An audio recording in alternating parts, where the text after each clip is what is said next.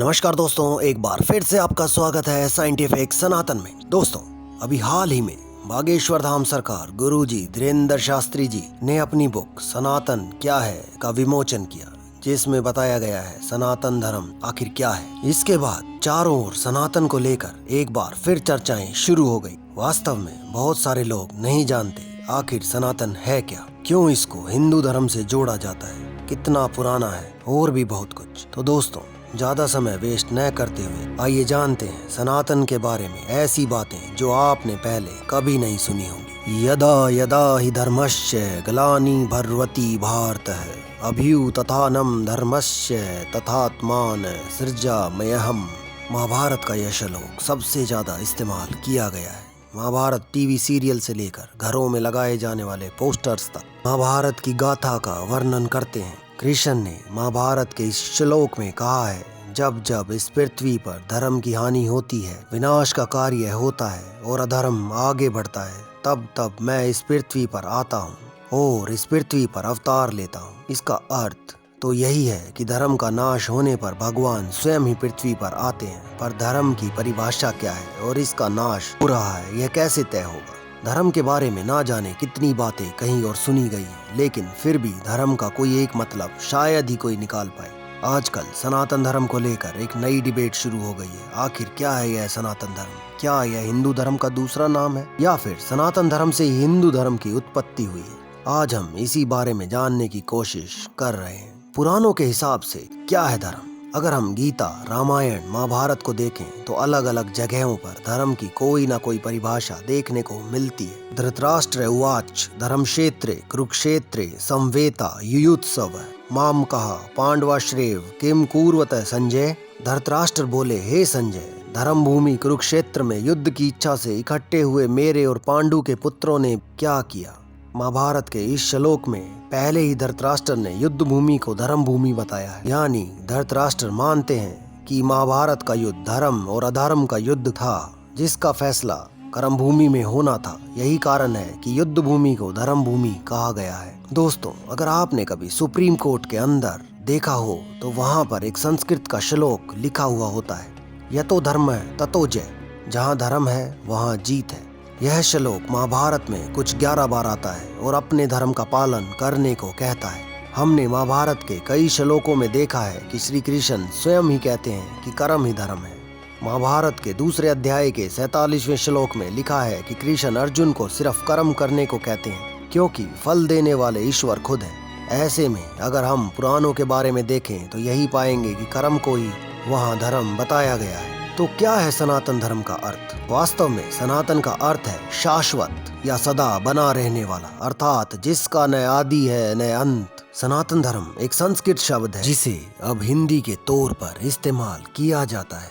धर्म की बात करें तो यह शब्द संस्कृत की धृ धातु से बना है। इसका मतलब है धारण करना या पालन करना। अब इस शाब्दिक अर्थ को देखा जाए तो सामने आएगा कि धारण करने योग्य आचरण ही धर्म है। अगर सनातन और धर्म दोनों शब्दों को जोड़ा जाए तो अर्थ निकलेगा सदा बना रहने वाला आचरण ही धर्म है। तो कहाँ से हुई सनातन शब्द की शुरुआत?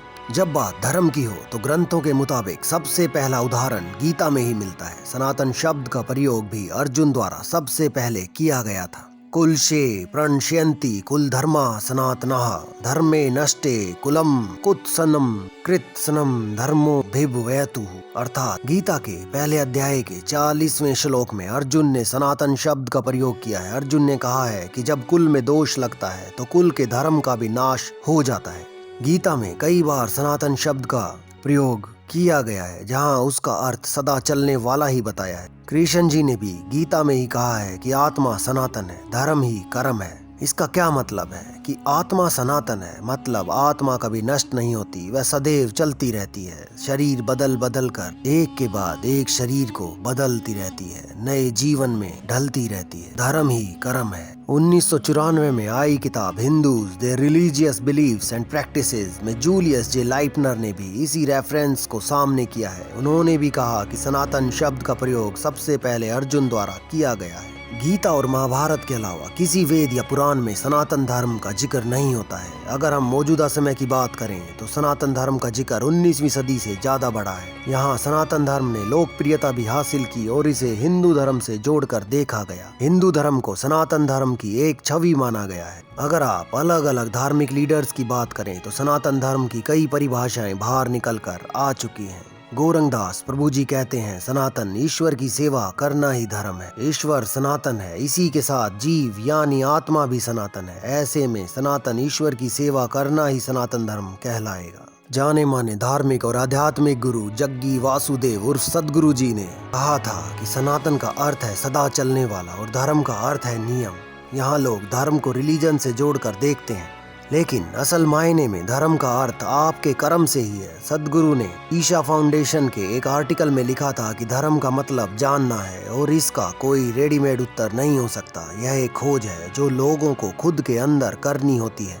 आचरण को ही धर्म माना जा सकता है।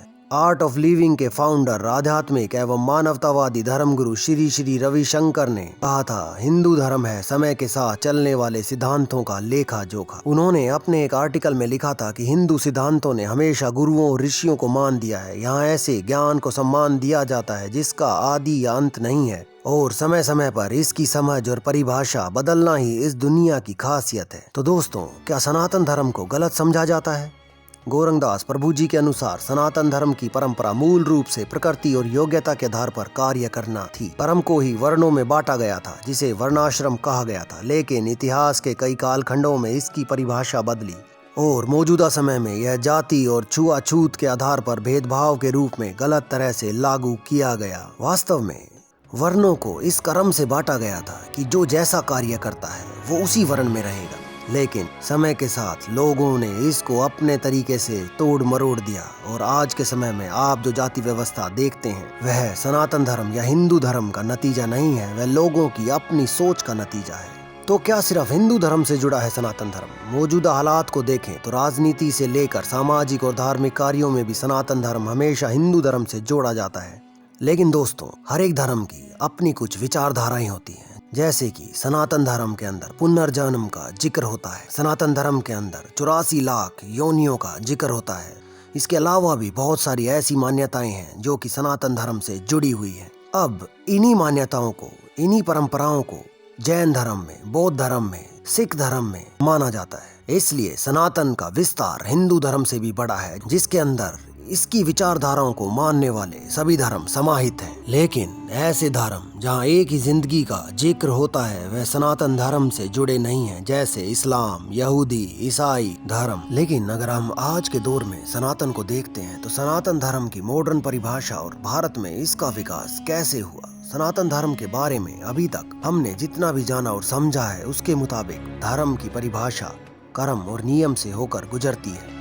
लेकिन यह नियम कौन से हैं, इन्हें कौन निर्धारित करता है? इतिहासकार जॉन जावोस, जिन्होंने एक निबंध लिखा था defending Hindu tradition Sanatana Dharma as a symbol of orthodoxy in colonial India, उन्होंने यह बताया कि सनातन धर्म की लोकप्रियता 19वीं सदी से बढ़ी। उस दौर में जब कैथोलिक मिशनरीज द्वारा समाज सुधार के कई आंदोलन चलाए जा रहे थे, उस वक्त धर्मांतरण को लेकर धर्मांतरण को रोकने के लिए कट्टर हिंदूवादी सोच ने जन्म लिया। यूनिवर्सिटी ऑफ बर्कले के पीएचडी स्कॉलर सौरभ घोष बताते हैं कि सनातन धर्म का जन्म उपनिवेशवाद से टक्कर लेने के लिए हुआ है। इसकी शुरुआत तब से देखी जाती है जब कॉलोनियल पीरियड में सर्वे शुरू हुए और लोगों से सवाल पूछा गया, तुम कौन हो? तो एक जैसी सोच रखने वाले, एक जैसी परंपराओं को फॉलो करने वाले लोगों ने सनातन शब्द का इस्तेमाल शुरू किया। तो दोस्तों, सनातन धर्म की सोच और समृद्धि को हम सामाजिक परिभाषा में नहीं बांध सकते। धर्म के कई स्वरूप हो सकते हैं। अगर हम सब उदाहरण के तौर पर देखें, भारत के कई राज्यों में स्थानीय देवताओं की पूजा होती है। अगर आप अपने आसपास के गांवों में देखेंगे तो हर एक गांव का अपना एक देवता होता है। लेकिन फिर भी इस तरह से देखें तो धर्म ही नहीं बल्कि ईश्वर की परिभाषा स्थान और लोगों के हिसाब से ही बदल जाती है। लेकिन फिर भी जो लोग एक ही प्रकार के उद्देश्यों को, एक ही प्रकार की परंपराओं को फॉलो कर रहे हैं, वे सब सनातन का हिस्सा हो जाते हैं। पिछले कुछ महीनों में सनातन को लेकर जितनी राजनीति हुई है उतनी शायद पिछले 50 या 60 सालों में भी ना हुई हो। सनातन धर्म की बात करते हुए डीएमके लीडर उदयनिधि स्टालिन ने कहा कि सनातन धर्म डेंगू, मलेरिया जैसी बीमारियों की तरह है। इस मामले में उदयनिधि के खिलाफ एफआईआर भी दर्ज हो चुकी है। इसके साथ ही कर्नाटक के मिनिस्टर प्रियंक खड़गे ने भी सनातन धर्म पर टिप्पणी की। इसके बाद से ही वाद विवाद का सिलसिला शुरू हो गया। लेकिन दोस्तों, सच्चाई यह है कि कितने भी वाद हो जाएं, कितने भी विवाद हो जाएं, सनातन और ज्यादा निखर के सामने आ जाता है, क्योंकि सनातन का अर्थ ही है शाश्वत बने रहना, निरंतर बढ़ते रहना, निरंतर चलते रहना। दुनिया के किसी भी धर्म में या किसी भी मजहब में उसके फैलाने वालों ने हमेशा यही कहा कि मैं ईश्वर का पुत्र हूँ या मैं खुदा का पुत्र हूँ। लेकिन वो कृष्ण जी ही थे जिन्होंने महाभारत में गीता ज्ञान देते समय छाती ठोक कर कहा, मैं ही प्रभु हूँ। तो दोस्तों, ऐसे धर्म को कौन खत्म कर सकता है? सनातन सदियों से चलता आया है, चलता रहेगा और हमेशा अमर रहेगा। तो दोस्तों, कैसा लगा आज का ये वीडियो? कमेंट सेक्शन में अपने विचारों को शेयर जरूर करें और वीडियो को लाइक करें, शेयर करें व चैनल को सब्सक्राइब जरूर करें। धन्यवाद दोस्तों।